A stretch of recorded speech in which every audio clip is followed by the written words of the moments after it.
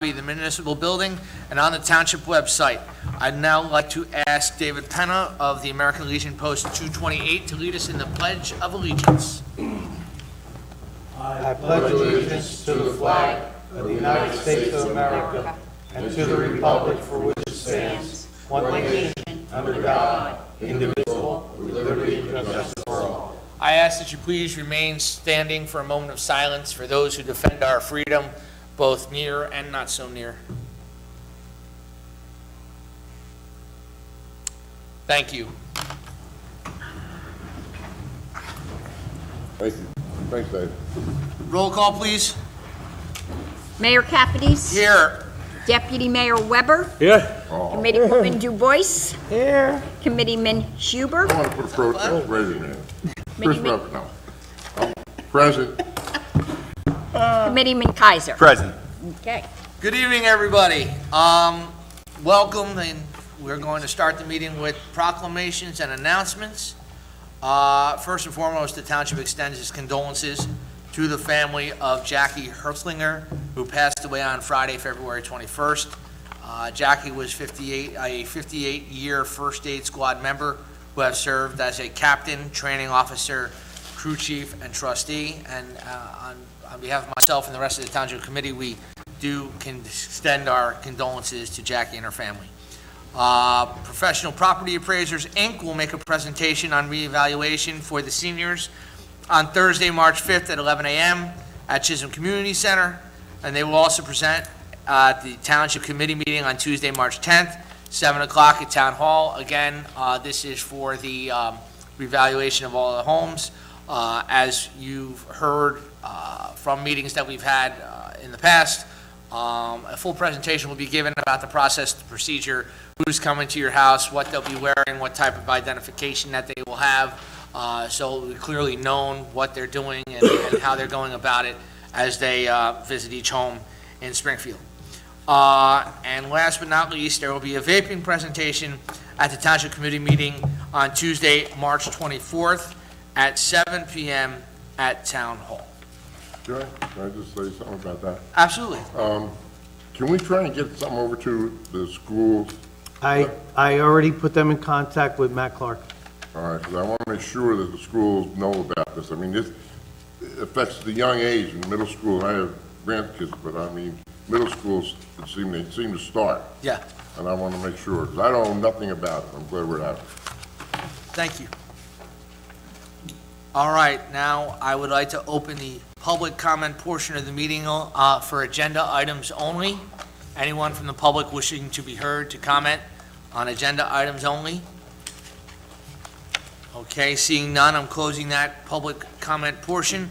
We're going to go on to reports. Mr. Basicolo, do you have anything for us this evening? Yes, just very quickly. As we stated last night, the vapor system at the firehouse is in the process of being installed. We're looking at LED lighting for both Chisholm, and we're looking at DPW also. We're trying to figure out what the payback is. We sent them 12 months of bills. There's a program where the state pays for part of it, so we're trying to see if that's going to actually pay us. We discussed the Route 78 backup last Wednesday. We had a pipe underneath the bridge that started to sag. The stringers broke that support it, and that's being fixed. It's temporary right now. We need a permanent fix on that. I will keep everybody appraised of how bad that turns out. It's not going to be good. I know the money's just going to go like water. And the last thing is we've got security cameras. We're having a walkthrough for the library either tomorrow or Thursday for the interior to see what we can do for security cameras for them because we got some issues there. We also ordered a new water fountain for the library, ADA compliant. It also fills water bottles so we can cut down on getting rid of plastic. Thank you. You're welcome. And again, I know we said this last night, but again, I'd like to, presentation, that portion of the workshop meeting was recorded, and it can be seen on Facebook as well as YouTube. It did end up being probably about an hour and 20 minutes or so, maybe an hour and a half. We don't like to have presentations that long, but I do promise you it was very informative, and from what I've heard over the last 24 hours, also very well received. So if you do have some time, please, it really breaks down the projects quite nicely, And Mr. Biciclo, I thank you for putting that together, both you and your team. Job well done. Can I make one Sure. comment? Absolutely. Should anybody in the public have any question that was not answered last night, please either call myself or someone at Town Hall with your question. Get the straight story. Don't go on social media and take from there. We will provide any question you have. Excuse me, the internet doesn't lie. We will answer any question you have. You're welcome to look at any drawings that we have in any of them, so please don't hesitate to contact us. Thank you. Moving on to finance, payroll, and invoices. I would like to make a motion to accept the total amount of payroll and vouchers for the period of February 12th, 2020 through February 25th, 2020 in the amount of $4,527,075.46. I'll second that. Roll call, please. Committeeman Kaiser, Yes. Deputy Mayor Weber, Yes. Committeewoman Du Bois, Yes. Committeeman Huber, We, Mayor Capides. Yes. Minutes and reports. Mr. Mayor, the regular executive meeting minutes of January 14th as emailed. I'll second that. All in favor? Aye. Moving on to new business, we have no ordinances for either first or second reading, so we're now on to resolutions. We will approve them by consent agenda. If anyone would like any one of the resolutions pulled, please let me know. 22097, 98, 99, 100, 101, 102, 103, Pull that. 104, 105, 106, 107, 108, 109, 110, 111, 112, 113, 114, 115, 116, and 117. Do I have a motion? I'll make a motion to adopt resolutions. You ready? 2020-97 through 2020-102 and 2020-104 through 2020-117. I'll second. Roll call, please.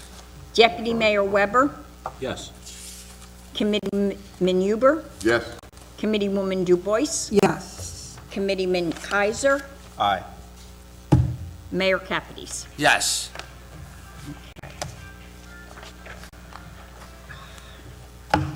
Resolution 2020-103.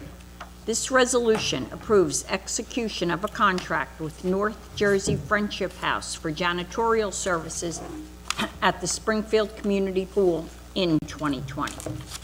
Just wanted some clarification on that one. We're still, We haven't gotten there yet, so I don't think we should do that at this point. I think that should wait until we can determine if we're going to put somebody up there. Right. That may eliminate that totally. okay. So we could just table that for now then? So- I think we should, yes. Do I- I'm sorry. Good, Chris. No, do you have a comment on the Oh, yeah. resolution?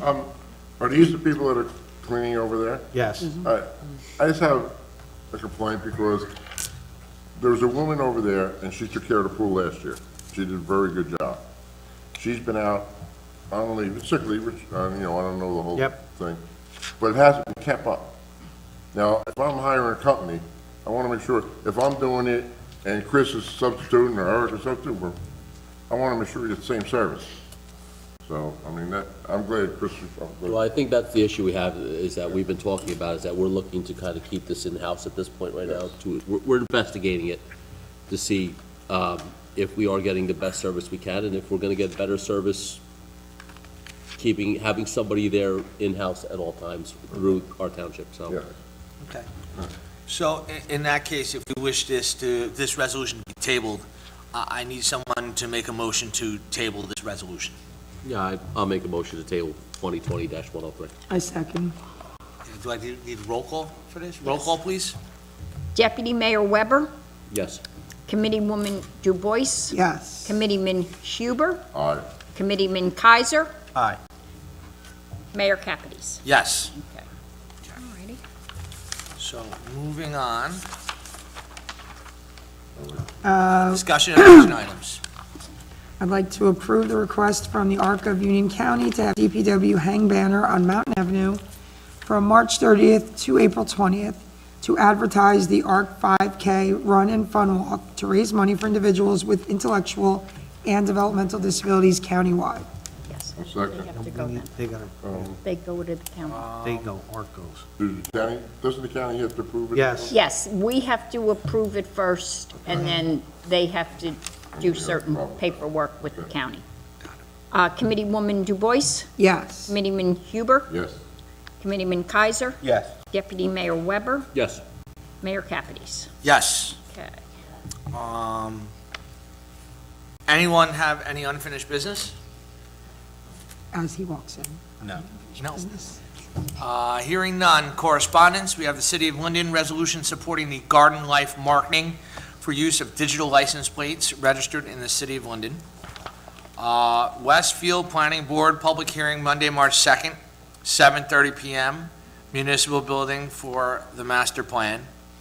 And finally, Milburn Planning Board, public hearing Wednesday, March 4th, 7:30, and the municipal building amendment to land use block 1211 lots 1 and 7. This is the Milburn, this was the planning board that was rescheduled, if I'm not mistaken, that talks about the I don't- Saks project for us? That, Saks is not going before them No, in it's- March 4th. They're not on the agenda. Oh, okay. They just have to notify us if they're Yeah, that's within not, so that's not many feet reference of to the Saks. township. Got it. Okay. Okay. So they'll be received and filed. And now we'd like to move on to public comment on any governmental issue. I now would like to open the meeting up for public comment. If you wish to comment, please come forward, state your name and address for the record, and you have a 5-minute time limit. And make sure to speak into the microphone. Thank Please. you. Apparently, people couldn't hear it last night. You were here Some- last night, sorry. Michael Furci, 139 Hillside Avenue. The gentleman from New Jersey American Water Company last night said that the well was shut down a year ago for contamination of PFAS. When I moved into town 30 years ago, Springfield had 4 wells, and they were drawing somewhere around between 8 and 12 million gallons a day of water out of those wells. When they shut down the 3 wells for contamination, which we still don't know what kind of contamination there was in those 3 wells, people started to get water in their basements. 12 million gallons a day has a big impact on our water table. I suggest that, and I'm sure Township Engineering probably doesn't have the resources to do it on their own, but you look into if shutting down the wells has something to do with the astronomical amount of exceedances that we have at the RVSA, because it's costing us thousands of dollars a year, hundreds of thousands of dollars a year, to process water that doesn't need to be processed. Number one. Number two, I think you should look into where this PFAS contamination originated, all right? And you should take a close look across the street, because that field across the street has upwards of 200 parts per trillion of PFAS in the grass blades, in the matting, and in the crumb rubber. So if 2 parts per trillion can cause the well to get shut down, all right, 200 parts per trillion should be of great concern. Now, I know most of you were not here for that debacle, but at the end of the day, it's still your responsibility. Some of you were here, and without calling any names out, We didn't ask at the time that you don't build the field. What we asked for, that you build the safest, the best field that we could afford at the time. We were ridiculed, mocked, shouted down, and fear-mongering, I mean, you name it, we were called on that. It turns out that we were right, and whoever made the decision was dead wrong. And the data is slowly trickling out. This is a toxic soup that we have across the street now, all right? And in a few years, they're gonna come knocking at the door for more money to replace it and get rid of this. Okay? So please, do what you gotta do. Look to whatever resources you have to find out, first of all, if this is causing the exceedances, and I think it is. I reached out to some people today, they think it is. 3 million gallons might not seem like a lot, but it can definitely have an effect on the water table, all right? We have an infrastructure in town, like many other towns, that is antiquated, old, rickety, full of leaks. If you sink that pipe into even a couple of inches higher water, you're gonna get penetration from everywhere. Just from the pressure alone is gonna cause you to have these exceedances. I mean, I don't have to tell you how much money we're spending on this stuff, all right? So if that is the cause, something has to be done to be looked at that. And please consider, because in the next couple of years, like I said, that thing across the street is gonna be due to get replaced. We're still, the people that were asking the questions then are still waiting for the answers today, okay? What are you gonna do with it? How are you gonna get rid of it? Is it toxic? We were lied to, it's safer, less concussions, less this, less that. All of that turned out to be, I don't want to say that we were lied to, We were. but it was less than truthful what we were told, right?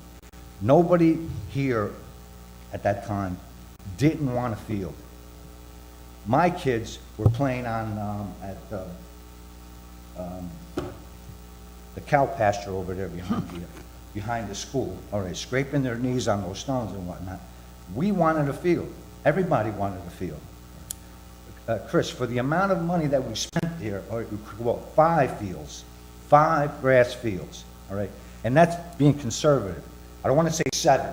You could have bought 5 fields and all the equipment necessary to maintain them properly.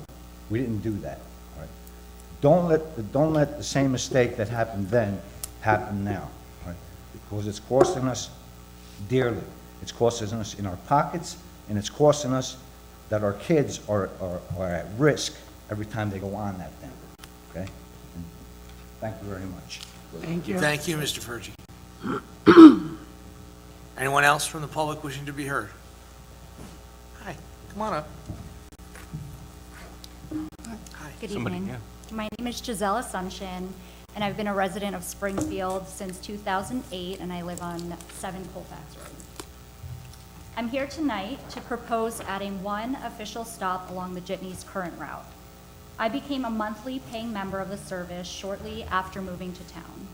After seeing the Jitney make stops at Short Hills Club Village, I began using this service along with several neighbors who lived along the route and continued to do so until earlier this month when, with no warning or reason provided, we were abruptly denied the use of the service that we've come to know and value. We were informed simply by a new sign on the Jitney. Understandably, there are concerns about changing the policy. Through conversations with fellow riders, the drivers, as well as some of you here today, such as Mayor Cavadis, I've outlined the top 3 concerns and why I believe my proposal addresses all of them. Number 1 concern is safety. Safety is a top priority as always. I think we can all agree to that. My suggested stop along the current route is at Short Hills Club Village. If you're familiar with it, there is an entrance into the apartment complex that the jitney can turn into from Short Hills Avenue, make a quick stop for pickup and drop off, and loop back onto it to complete its route. I've mentioned this as a potential solution to our wonderful 3 drivers, and all agree that this is a reasonable, safe, and central option for those of us who live along the route between the pool and Short Hills Station. On balance, please consider the safety of your town's residents who can no longer use the jitney. For some of us, this means we are now forced to walk both ways. And have you walked, especially at night from Short Hills Station? Picture this, we get off the train and have to cross the parking lot with cars weaving in and out from every direction, sometimes speeding out of the station.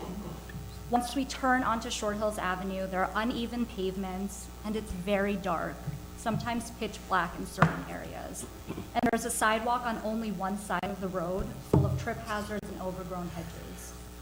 Once you get into Springfield, that one side of the sidewalk is actually on the opposite side of the road, so we have to cross dangerously into the busy street.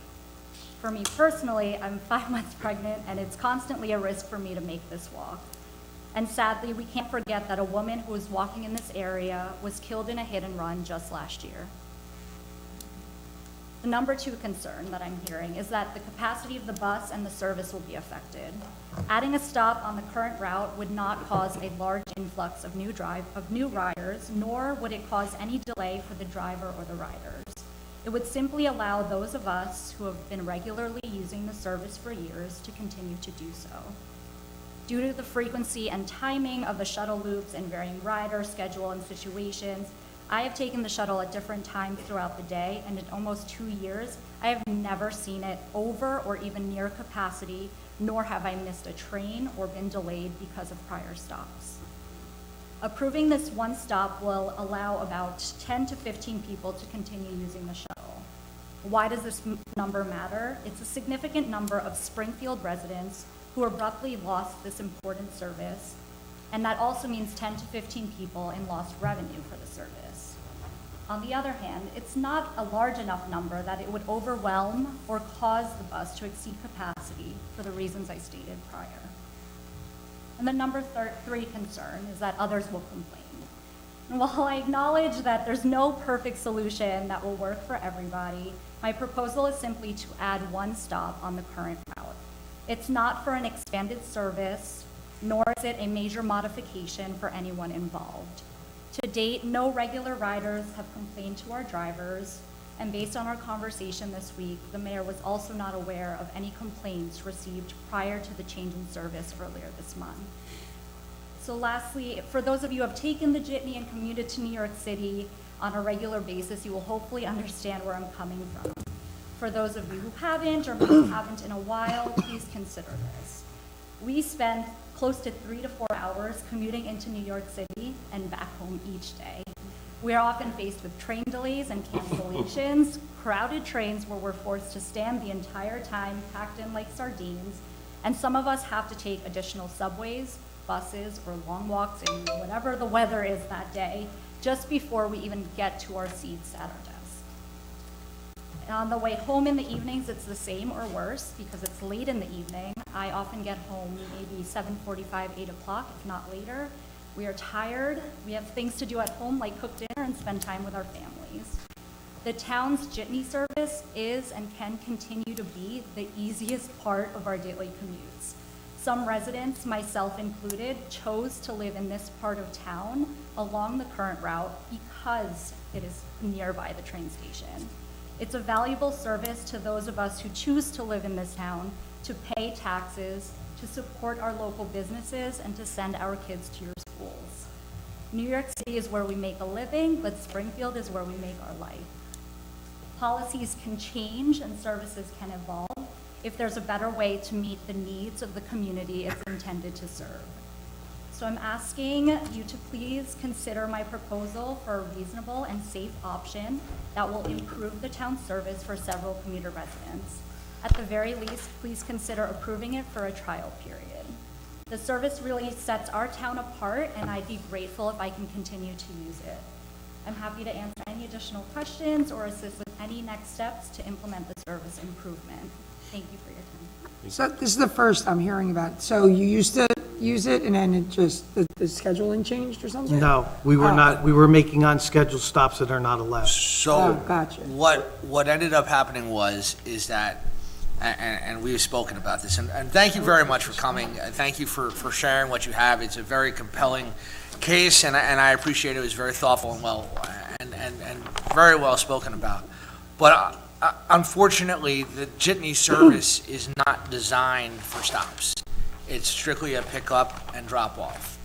And in the scenario that we spoke about over the phone, unfortunately, we were in a scenario by which the driver was doing a good deed, but unfortunately, the jitney service is not designed to do that. He was not allowed to make the stops that he made, or that one stop that he made.